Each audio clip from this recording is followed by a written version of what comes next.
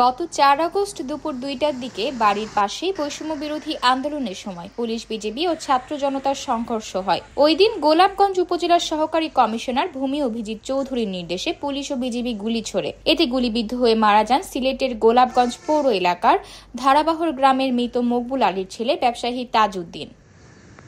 বিনা অপরাধে যে পুলিশ প্রশাসনে আমার বাইরে গুলি করে মারছে, ওটার বিচার আমরা দেশবাসীর কাছে চাইলাম। ছোট ছোট দুইটা বাচ্চা তো গেছে, ওই দুইটা বাচ্চা আজকে অসহায় হয়ে গেছে।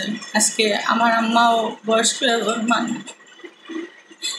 আমরা সামনে কিতা করছে, তারা গুলি করা শুরু করেছে। তারা রেসিডেন্টে কইছে যে ফায়ার করো, অন্য হালকা একটু মনোপরকা দিলা স্বাভাবিক ইটা হলো ঢাকা দক্ষিণের মনোপরকা করতে হালকা ইটা মারছে।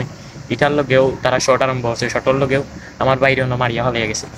এখন এর আমরা সুস্থ বিচার চাই। এবং কি বিজিবি মারলো না, অনেক হয়তো এসিলেন্ট যে আসলো, এসিলেন্টে অর্ডার দিছে যে ফায়ার হয়ে অর্ডার দিছে। আজকে 22-23 দিন হয়ে গেছে, এখন পর্যন্ত 23 দিন হয়ে গেছে। এখন পর্যন্ত মনে হয় না যে আমার আম্মা রাত্রে এমন একটা রাত ঘুমাইছেন, বা আমরা ভাই বোন ঘুমাইছি, বা ছোট ছোট দুইটা বাচ্চা ঘুমাইছেন। এখনো পর্যন্ত প্রতিদিন রাত্রে হয়ে আনলে তারা বাচ্চাইতে ফোন দিয়ে আমার আব্বা খানো সবর চাইতে বেশি মায়ার ও বড় ভাই আমরা আসলা, যেখানে হয়তো 8 বছর যখন তার বয়স আসছিল তখন তুমি তাই আমরা সংসারের হাল ধরছ। অপরাধ কিতা আসছিল দুইটা বাচ্চার, অপরাধ কিতা আসিল মার বোনের। আজকে এই ফ্যামিলির সবচেয়ে আদরের বাইটাইনও আসলা। এই অসহায় একটা ফ্যামিলি এখন এই মুহূর্তে আমরা আছি, আমরা পাশে এখন ও বড় ভাই ছাড়া কেউ নাই। এখনো পর্যন্ত আমরা কোনো মামলা করছি না, আর আমরা ঘরে এখনো কোনো পুরুষ মানুষ নাই যে মামলা করতাম।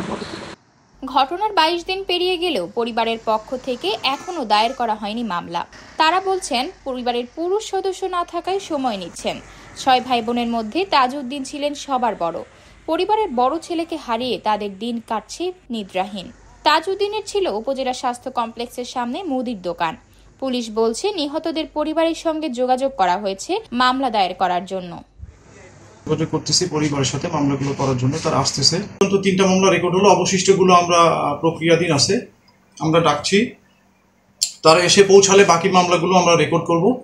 অনেকেই বলতেছে যে বিভিন্ন মানুষের নাম আসতেছে যারা হয়তো এই ঘটনার সাথে জড়িত না। তো যেহেতু এজাহার পাওয়ার পরে এটা তদন্ত হবে, এটাই তো লাস্ট স্টেজ না।